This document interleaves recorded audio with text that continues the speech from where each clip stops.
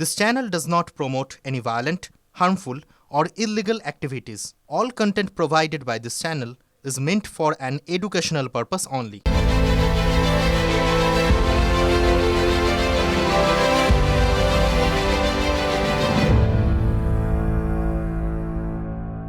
তো জিতিয়েছে Hindu people, schedule caste tribe, schedule ট্রাইবরা।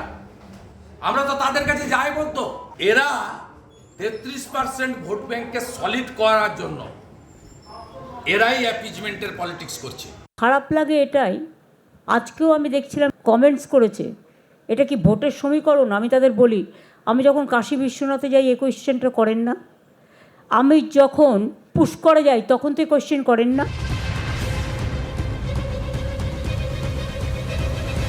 আপনি অযোধ্যার রাম মন্দিরের দিন পার সার্কাসে মিছিল করেন, আপনি মহাকুম্ভকে, অমৃত কুম্ভকে মৃত্যু কুম্ভ বলেন। আপনাকে হিন্দুরা শিক্ষা দেবে 26 সালে। আমি যখন দুর্গা পুজো করি তখন তো এই কোয়েশ্চেন করেন না? আমি যখন কালী পুজো করি তখন তো এই কোয়েশ্চেন করেন না? আর জেনে রাখুন, আমি খ্রিস্টানদের ফেস্টিভ্যালেও যাই, আমি ঈদ মোবারকেও যাই। হিন্দু জেগে গেছে, সরস্বতী পূজায় তাকত দেখিয়েছে।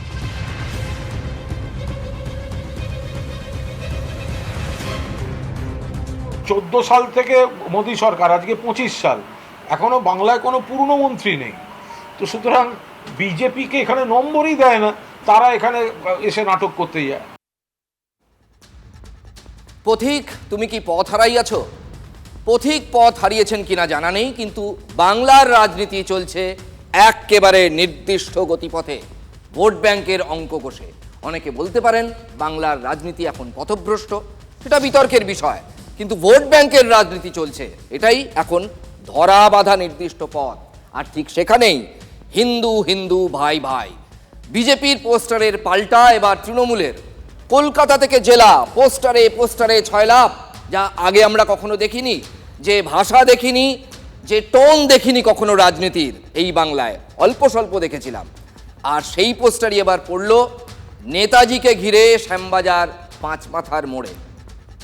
বোঝো কাণ্ড, নেতাজিকে ঘিরেই রাজনীতির পোস্টার, আর সেখানে হিন্দু হিন্দু ভাই ভাই। বিজেপির হিন্দুত্বের এজেন্ডাকে নিশানা করেছে তৃণমূল, কিন্তু পোস্টার দিতে গিয়েও মানে কটাক্ষের পোস্টার দিয়েছে তৃণমূল। একটা স্থান কাল পাত্র জ্ঞান থাকবে না?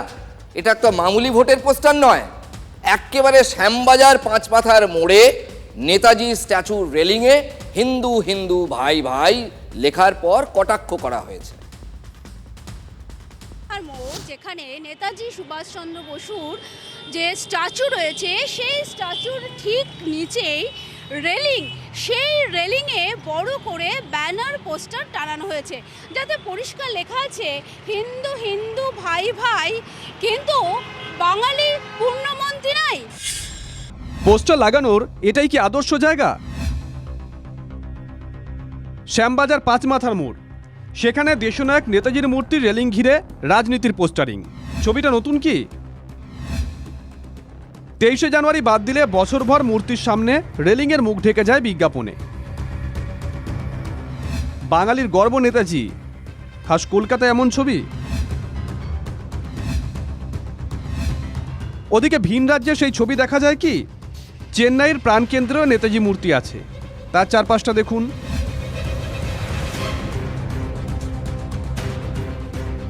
চেন্নাই থেকে আবার ফিরুন এই বাংলায়, আমাদের দেশনায়কের সামনের ছবিটা দেখুন আরো একবার। শ্যামবাজার 5 মাথা মোড়, যেখানে নেতাজি সুভাষচন্দ্র বসুর স্ট্যাচু রয়েছে, সেখানেই যে রেলিং রয়েছে, সেই রেলিংয়ে এইভাবেই ব্যানার পোস্টার দেওয়া হয়েছে। এবং দিবিতোতে আরো তো অনেক জায়গা আছে, দিবিতোতে আরো তো অনেক জায়গা আছে, শেষমেশ শ্যামবাজার 5 মাথার মোড়ে নেতাজির মূর্তি, তার গায়ে পর্যন্ত এই বিভেদের কথা লাগিয়ে দেওয়া, রং লাগিয়ে দেওয়া, কোনো কাণ্ডজ্ঞান থাকলে কেউ করে নাকি?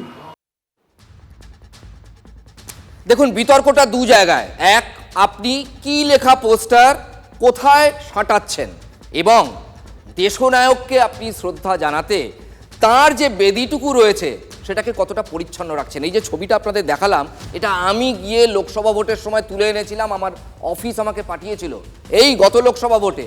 বিশ্বাস করুন, একটা দেশলাইয়ের কাঠি পাবেন না চেন্নাইয়ের সমুদ্র সৈকতে, উল্টো দিকে মাদ্রাজ ইউনিভার্সিটি, আপনার চোখ ভরে যাবে। বাঙালির নায়ক তিনি একা নন, তিনি দেশের নায়ক।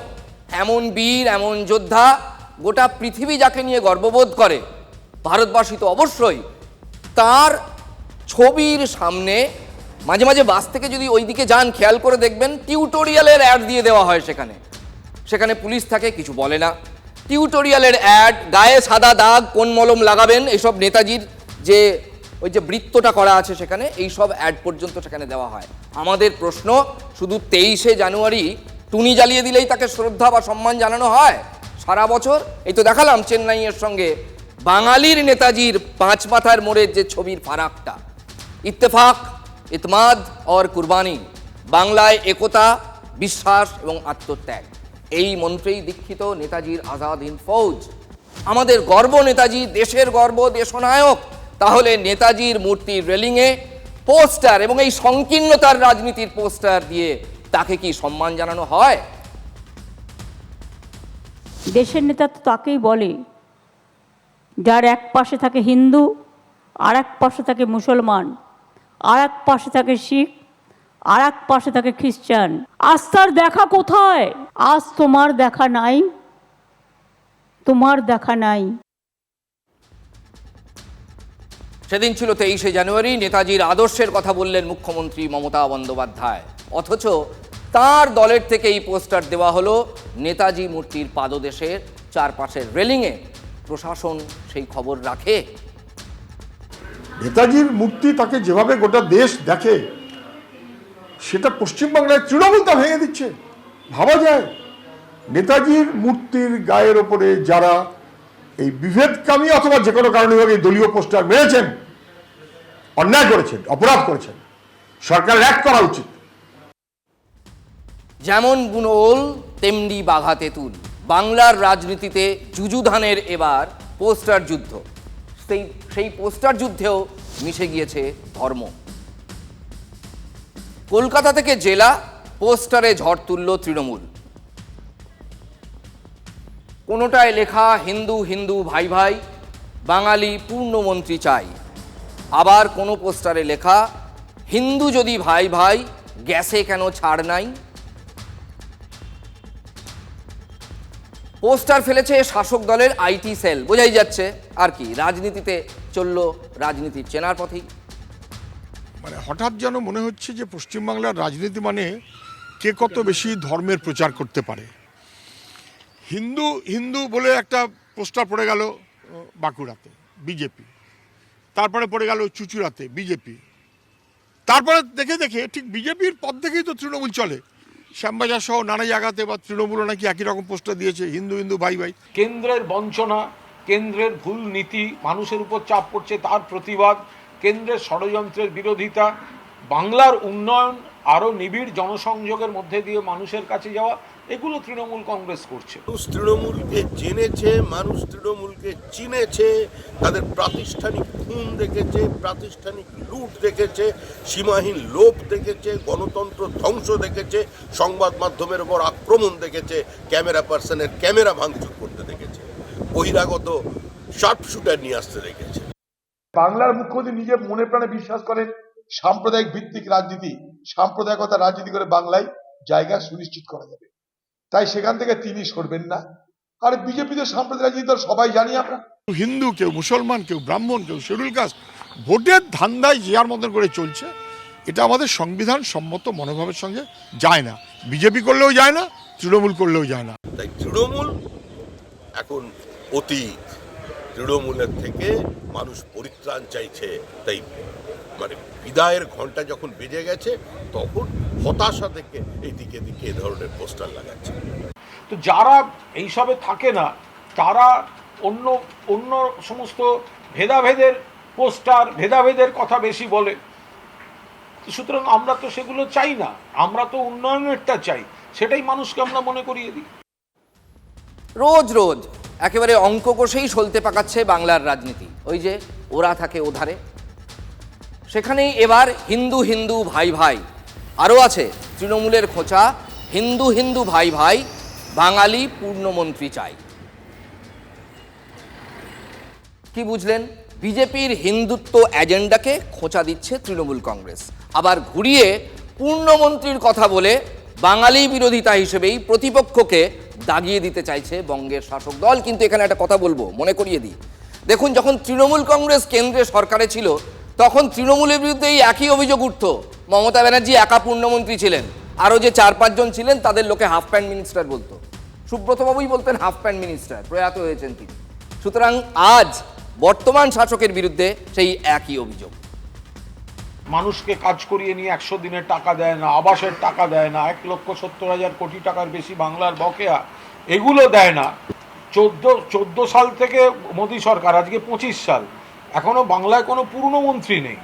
তো সুতরাং বিজেপিকে এখানে নম্বরই দেয় না, তারা এখানে এসে নাটক করতে যায়। বাঙালির পূর্ণমন্ত্রী নাই, তারা যখন ছিল কটা মন্ত্রী ছিল, নাটক করেছেন, রিজাইন করা, চলে আসা, রাতারাতি মন্ত্রী পাল্টে দেওয়া, বাঙালির যা ইমেজ খারাপ করেছেন, বাঙালির উপরে কেউ বিশ্বাস করছে এখন? হ্যাঁ, হবে পূর্ণমন্ত্রী যথাসময়ে, চিন্তা করার দরকার নেই, সেটা আমাদের ব্যাপার, আমরা বুঝে নেব। নজরে 2026-এর বিধানসভা নির্বাচন, আর 25-এই ভোটের খেলা শুরু, সেখানেই আবার ভোট ব্যাংকেই যায় চেনা। দেখুন, বঙ্গের বাইনারি রাজনীতি সেই অঙ্ক কষতেই এখন মশগুল। সেই কবে থেকে চলেছে বলুন তো? সরস্বতী পুজো, দোলের পর এবার সামনে রাজনীতির নজরে রামনবমী। রামনবমী একটি আনন্দের সঙ্গে ধর্মীয় উৎসব সনাতন হিন্দুদের। এই জায়গাটাতে মুখ্যমন্ত্রীর যে ইরিটেশন, তাতেই সমস্যা তৈরি করে। গত বছর মুর্শিদাবাদের শক্তিপুরে এবং আরও বহু জায়গায় রামনবমীতে হামলা আমরা দেখেছি। উস্কানিটা আসে রাজ্যের শাসক দল, পুলিশ এবং রাজ্যের প্রশাসনিক কর্তৃ মুখ্যমন্ত্রীর দিক থেকে। বিরোধী দলনেতার চড়া সুর। এই তো সেদিন ভবানীপুরে গেলেন শুভেন্দু অধিকারী, রামনবমীতে 1 কোটি হিন্দুকে রাস্তায় নামার ডাক দিলেন, আর এবার সেই পথে হেঁটে আরেক কদম, পাল্টা জবাবও দিয়েছে শাসক। যারা বাংলার ন্যায্য টাকা দেয় না, যারা বাংলার মানুষকে 100 দিনের কাজ করিয়ে টাকা দেয় না, যারা আবাসের টাকা দেয় না, যাদের টাকা মমতা ব্যানার্জিকে দিয়ে দিতে হয় রাজ্যের তহবিল থেকে, তারা উন্নয়নের রাজনীতিতে পাল্লা দিতে না পেরে অন্য ন্যারেটিভ, বিষ মেশানো ন্যারেটিভ, ভেদাভেদের ন্যারেটিভ তৈরি করতে যাচ্ছে। আমরা উত্তরও দেবো না, আমরা তাদের প্ররোচনায় পাও দেবো না, তাদের আমরা এই পাত্তাই দিচ্ছি না। প্রফর্মা কেউ ফিল আপ করবেন না। ওই রুটে অন্য ধর্মের কোনো ওখানে প্রতিষ্ঠান আছে কিনা, অবলিক মুসলিম মহল্লার নাম পুলিশ চাইছে। এটা কিন্তু অন্য কোনো সম্প্রদায়ের লোকরা এসব নিয়ে ভাবছে না। কিভাবে বিষ ছড়াচ্ছে এই মুখ্যমন্ত্রী এবং তার এই টেন্টেড ডিজিপি রাজীব কুমার আর কলকাতা পুলিশ কমিশনার আরেক গুন্ডা মনোজ বার্মা। আবারও বলছি, শুভেন্দু অধিকারী যে প্ররোচনা দিতে চাইছেন, আমরা কোনো অবস্থায় সেই প্ররোচনায় পা দেব না। আমাদের প্রায়োরিটি হচ্ছে মমতা ব্যানার্জির নেতৃত্বে উন্নয়ন, রুটি কাপড়া মাকান, বাংলায় এতগুলো স্কিম মানুষের কাছে পৌঁছে দেয়া, পরিকাঠামো উন্নয়ন, কর্মসংস্থান, মানুষের আয় বৃদ্ধি, সবাই মিলে ভালো থাকা, ল অ্যান্ড অর্ডার ঠিকঠাক সুন্দর যেরম আছে সেরম রাখা। ধর্মযুদ্ধে শাসকের হাতিয়ার উন্নয়ন, কুণালবাবু অবশ্য তেমনটাই বোঝাতে চাইলেন, কিন্তু রাজনীতি সে কথা বুঝছে কি? এভাবে আমাদের উৎসব পালন করা হবে, আমরা রাস্তায় থাকব, পিছনে থাকবে লাখো হিন্দু ভক্ত জনতা। পারলে আটকে নিন, ক্ষমতা থাকে আটকে নিন। হিন্দুস্তান মে হিন্দুই রাজ করেগা। অন্য ন্যারেটিভ তৈরির জন্য তারা চেষ্টা করেন, আর এটা বেশি করেন এই তৎকাল বিজেপিরা। তৎকাল বিজেপি, আমি তো পরে বিজেপি হয়েছি, তাই আমার একটু জোরে জোরে জোরে জোরে এসব কথা বলতে হবে, আমাকে তাই আরেকটু বেশি প্ররোচনা দিতে হবে, আরেকটু বেশি উস্কানি দিতে হবে। সেখানে দাঁড়িয়ে আমরা দেখছি বিজেপি তৃণমূল এখন এই সব মানুষের রোজগার, চাকরি, কাজ, মূল্যবৃদ্ধি এসবকে তাকে তুলে দিয়ে হিন্দু মুসলমান মন্দির মসজিদ মাজার এই করছে যাতে ভাগাভাগি হয়। তাড়াহুড়া করছেন কেন? রামনবমীর পরে পয়লা বৈশাখ আছে, রামনবমীর পরে পয়লা বৈশাখের আগে নীল ও চড়ক আছে, হর হর মহাদেব হবে, নীল চড়ক হবে, তাড়াহুড়া করছেন কেন? এই হিন্দু হিন্দু হিন্দু আর মুসলমানের বিরুদ্ধে দুটো কথা বলা ছাড়া এতে রাজনৈতিক কোনো এজেন্ডা নাই। ওই শুভেন্দুবাবুর কথা বাংলার হিন্দুরা পাত্তা দেয় না, মমতা ব্যানার্জির কথা বাংলার মুসলমানরাও সেই অর্থে পাত্তা দেয় না। দীর্ঘদিন ধরে যে সংস্কৃতি বাংলায় চলে আসছে চলবে, আর রাজনীতি করতে হলে ডেভেলপমেন্টের কথা, রুটি কাপড়ার মাকানের কথা বলুন। যাদের হাতে রুটি কাপড়ার মাকানের স্লোগান নেই তারাই বিষ মেশানো ভেদাভেদের কথা বলেন। আমরা ওনাদের এই পাল্টা ন্যারেটিভ তৈরি করার চেষ্টা কোনো অবস্থায় এসব সফল হবে না বাংলার মাটিতে। এটা হচ্ছে হিন্দুরা তাকত দেখাচ্ছে বাংলায়। আপনি অযোধ্যার রাম মন্দিরের দিন পার সার্কাসে মিছিল করেন, আপনি মহাকুম্ভকে অমৃত কুম্ভকে মৃত্যু কুম্ভ বলেন। আপনাকে হিন্দুরা শিক্ষা দেবে 26 সালে। যেতে পারি কিন্তু কেন যাব না, যাওয়া নিয়ে কোনো রকম ইতস্তত করেননি হুমায়ুন কবির, ভরতপুরের তৃণমূল বিধায়ক। শোকজের উত্তরে সন্তুষ্ট হতে পারেনি দল। গতকালই দল বলেছিল বিধানসভায় শৃঙ্খলা রক্ষা কমিটির সামনে হাজিরা দিতে হবে, সেই ডাকেই সাড়া দিয়েছিলেন হুমায়ুন কবির। তারপর কি হলো? আপনি যে মন্তব্য করেছেন এই মন্তব্য তো এর আগেও আমি এই মুহূর্তে কোনো কিছুর উত্তর আপনাদের দেব না। গত 13 তারিখ থেকে যে মন্তব্য আমি করেছিলাম, 12 তারিখে করেছিলাম, 11 তারিখে লিডার অফ দ্য অপোজিশনের মন্তব্যের পরিপ্রেক্ষিতে সেই ব্যাপারটা এখন ক্লোজ চ্যাপ্টার, কিন্তু ক্লোজড হয়েও বন্ধ হচ্ছে কই? ভরতপুরের বিধায়ক বলেছিলেন ঠুসে দেবেন, মানে শুভেন্দু অধিকারীকে। আবার বলেছিলেন দলের আগে জাত বা সম্প্রদায়, কিন্তু তলব করলেও দল করা হতে পেরেছে কি? কেন? বাংলার রাজনীতিতে এখন আড়াআড়ি বিভাজন। হুমায়ুন কবিরও চালিয়ে খেলেছেন, আবার বিরোধী দলনেতাও ঠিক তাই। বিজেপিকে ভোট দেবে না, মুসলিম ভোট বাদ দিয়ে আমরা ভোটে জিতি। আমি জিতেছি নন্দীগ্রামে। আমি শুভেন্দু অধিকারী, আমি সবার বিধায়ক নই, আমাকে হিন্দুরা এমএলএ করেছে, আমি হিন্দুদের বিধায়ক। মুসলমান এমএলএ জিতে আসবে, বিজেপি সরকারে আসবে, চ্যাংদোলা করে তুলে রাস্তায় ফেলবো। শুভেন্দু অধিকারীর চ্যাংদোলা মন্তব্যের পাল্টা সুর চড়িয়েই দলের কোপে পড়েছেন হুমায়ুন, আর সেখানেই শোকজ। তারপর শৃঙ্খলা রক্ষা কমিটির তলব। আমরা করেছি এবং করার পর আমরা কেউ স্যাটিসফাইড নই। এই উত্তরটা আমাদেরকে স্যাটিসফাই করতে পারেনি। সে বারবার একটা কথা মানে এস্টাবলিশ করার চেষ্টা করছিল, যেটা আমার ব্যক্তিগত ব্যাপার। চ্যাংদোলা করে বার করবেন আর ওনাকে ওখানে কিভাবে খুশে দেব সেটাই বোঝাপড়াটা হবে। মুসলমান এমএলএ জিতে আসবে, বিজেপি সরকারে আসবে, চ্যাংদোলা করে তুলে রাস্তায় ফেলবো। আমার জাতিকে আক্রমণ করবে আমি বলবো না, আমার কাছে আগে দল না, আগে আমার জাতি। আপনি লিখে দেন, আমি ওসব পরোয়া করি না। আমার জাতিকে অ্যাটাক করবে আর আমি শুভেন্দুকে ছেড়ে দেবো? আমি জানি ওকে ডেকে পড়াবো এখানে, এবং ওকে কালকে কিছু স্টিকচার দেওয়া হবে, ডেকে পাঠিয়ে আমরা অফিস আমাদের বহু দলের কিছু নির্দেশ আছে আমরা সেটা। যাই হোক, দলের নির্দেশে তিনি হাজিরা দিলেন। এতদিন যিনি ছক্কা হাঁকাচ্ছিলেন, একেবারে কথার ফোয়ারা, একের পর এক গরমাগরম, আজ তিনি যেন অনেকটা চুপ। মানে হুমায়ুন কবিরের কথা বলছি, উল্টে যত দোষ মিডিয়া ঘোষ। আপনারা নিজেরাই চাইছিলেন হুমায়ুন কবিরের ক্যারিয়ার কি করে শেষ করা যায়, এই মিডিয়ার একটা অংশ। এই ধরনের তৎপরতা আমি বিগত 5 দিনে দেখছিলাম। তার মানে যত দোষ মিডিয়া ঘোষ। এতদিন কি না বলেছেন হুমায়ুন কবির, অথচ দল করা হতে চেয়েও হতে পারল না। সেই প্রশ্ন করতেই শাসক বিধায়কের রোষের মুখে মিডিয়া। আপনি তো ধারাবাহিক প্রায় 8 ঘন্টার ইন্টারভিউ মাত্র 31 সেকেন্ড দেখে আপনাকে শোকজ করা হয়েছে, এটা তো আপনিই বলেছিলেন। আমি এই বিষয়ে আর কিচ্ছু বলবো না। আমার বিষয়ে আপনাদের যতটা আগ্রহ আছে, জানার দরকার আছে, কি সিদ্ধান্ত হয়েছে, অনারেবল মেম্বার যারা ডিসিপ্লিনারি কমিটির সম্মানীয় সদস্য শোভনদেব বাবুর কাছে আপনারা জিজ্ঞাসা করুন, উত্তর আপনারা পেয়ে যাবেন। পাবলিক প্লেসে পাবলিকলি তুমি এই ধরনের কথা বলতে পারো না। তুমি যখন বললাম যে তুমি কি সংবিধানের প্রতি দায়বদ্ধ হয়ে এমএলএ হওনি, তাহলে হ্যাঁ হয়েছে, তাহলে তুমি সংবিধানকে মেনে চলতে বাধ্য। তো ন্যাচারালি এগুলো বলা হয়েছে এবং ওনারাও আমাকে কিছু উপদেশ দিয়েছেন, আমিও ওনাদের কাছে কিছু আবেদন রেখেছি, ওনারাও আমাকে কমেন্ট করেছে যে আমার কথাটা গুরুত্ব দিয়ে দেখবেন। আমিও ওনাদেরকে কথা দিয়েছি আগামী দিনে তৃণমূলের শৃঙ্খলার প্রশ্নে আমি খুব সজাগ থাকব। আমার প্রত্যেকটা শব্দ বাক্যের মূল্য আছে, আমার সময়েরও দাম আছে। আমি কর্মচারীদের ব্যাপারে বলবো না, কারণ ওর মালিক মমতা ব্যানার্জি আমার কাছে হেরেছে। কি বলবেন, ছোটি সি মুলাকাত? হ্যাঁ, বিধানসভার অন্দরেই হঠাৎ দেখা।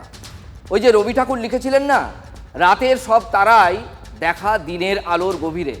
সূর্যদেব যখন পশ্চিম দিকে এগোচ্ছেন, সেই বারবেলাতেই তো উদয় হলেন দুই তারা বিধানসভায়, আর সেখানেই মুখোমুখি দুই যুযুধান। দেখুন, অবিশ্বাস্য, এ কি কল্পনা? নিজের চোখকেই যেন বিশ্বাস হচ্ছে না। এই সেদিনও চ্যাংদোলা মন্তব্য নিয়ে যখন সরগরম রাজ্য রাজনীতি, সেদিনই তো বলেছিলেন নওশাদ। আচ্ছা, বলছি এই বিরোধী শাসক আবার একত্রে আমরা আছি, থাকবো। ঠিক আছে। আর ও হিন্দুত্বের বড় লিডার হয়ে ওঠে হিন্দু ভোট দিয়ে, অর্থাৎ এই বিজেপি তৃণমূল মিলে ভোটটাকে ভাগ করে রাখবে, এই অপচেষ্টা চালাচ্ছে। অপচেষ্টার পাঠ শুভেন্দু অধিকারী মহাশয়, এই অপচেষ্টার পাঠ সিদ্দিকুল্লাহ চৌধুরী মহাশয়, যে বলছে নাকি ঠ্যাং ভেঙে দেবো। এই অপচেষ্টার পাঠ হুমায়ুন কবির মহাশয়, যে নাকি বলছেন মুর্শিদাবাদে গেলে ঘিরে রেখে দেবো। দেখুন, আপনি সামনে নেই, শত্রু মনে করে আপনাকে যা মুখে এলো তাই বলে দিলাম, আর সামনাসামনি হলে তখনই অস্বস্তি। মুখে হাসি থাকে বটে, কিন্তু মন বলে পালাই পালাই। তাহলে এখানে দুই নেতার অস্বস্তি বাড়ল কি?